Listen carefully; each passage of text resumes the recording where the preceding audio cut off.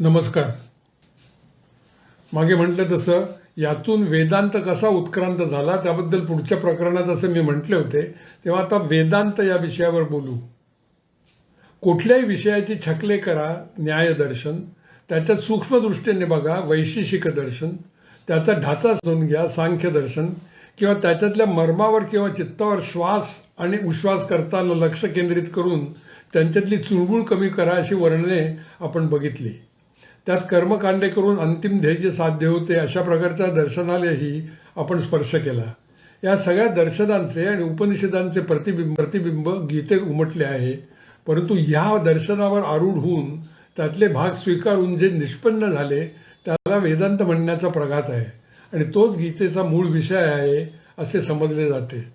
विश्वाचा विचार करताना वेदांत असे मत मांडते की विश्वाचा गाभा ऊर्जा आहे, ती ऊर्जा ब्रह्म आहे आणि माणसात ती त्याच्या जिवंतपणी आत्मा या नावाने ओळखली जाते.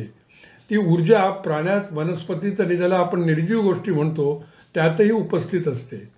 निर्जीव गोष्टीतली अणुरेणूंची हालचाल, वनस्पतींची थोडीभूत मर्यादित क्रिया किंवा प्राण्यांमधली त्याहून जास्त प्रभावी हालचाल आणि त्यांचे जीवन या ऊर्जेवर अवलंबून असते. उत्क्रांतीच्या ओघात जिवंत गोष्टींना निरनिराळ्या प्रकारची शरीरे भौतिक प्राप्त झाली असली तरी त्यातली ऊर्जा तीच असते. शरीरे जन्म घेतात, वाढतात, परिपक्व होतात, मग त्यांना वार्धक्य गाठते आणि ते शेवटी झडतात किंवा मरतात. तसे ऊर्जेच्या बाबतीत होत नाही. त्या ऊर्जेचा आधार घेऊन निर्माण झालेले शरीर नाहीसे झाल्यावर ऊर्जा तशीच राहते.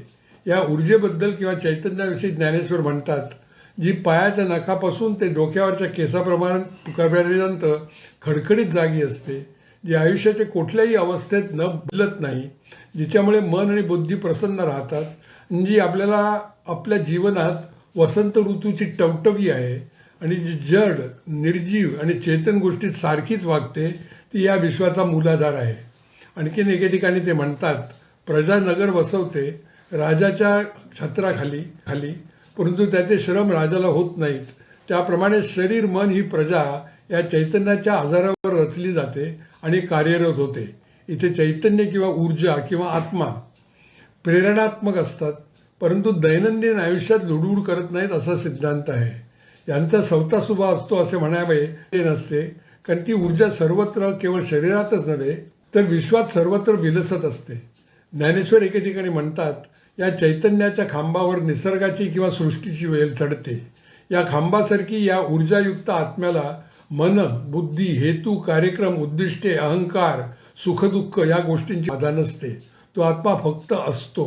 असे जर आहे तर मग हे आपले जग किंवा त्याहूनही व्यापक जे विश्व आहे ते कोण चालवतो असा प्रश्न आपल्या सगळ्यांच्या मनात निर्माण होतो. तो आपल्या सगळ्यांच्या गोष्टीतला एक फार जटिल प्रश्न आहे.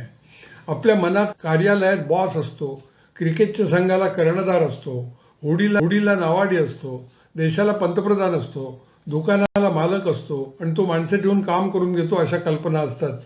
परंतु हे ब्रह्म, हा आत्मा, हे चैतन्य किंवा ही ऊर्जा जर हेतू मनात ठेवून स्वतःहून काही करत नसेल तर मग ज्याला देव किंवा ईश्वर म्हटले जाते आणि जो हे जग चालवतो अशा आपली जी कल्पना असते तो किंवा ती कसा कोठे असतो हा पुढचा प्रश्न आहे. त्याबद्दल पुढच्या प्रकरणात